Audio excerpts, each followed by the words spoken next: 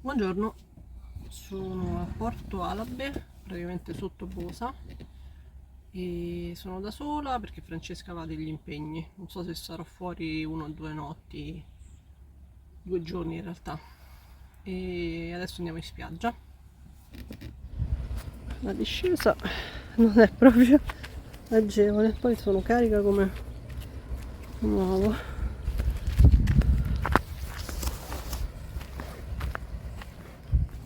Il mare è un po' agitato, però non c'è molto vento, almeno qui è riparato.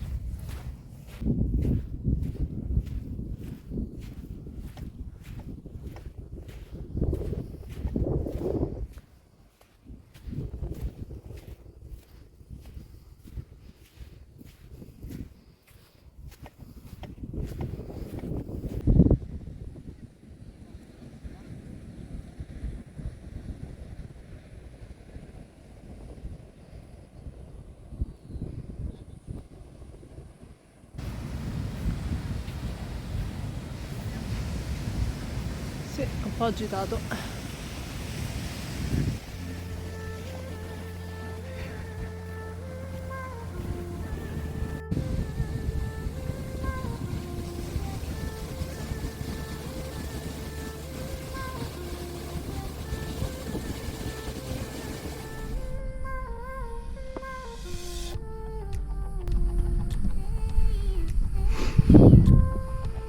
Buongiorno, dormito nel parcheggio del Porticciolo, a parte qualche zanzara, tutto a posto, e adesso scendo giù in spiaggia, faccio un bel bagno perché l'acqua è spettacolare.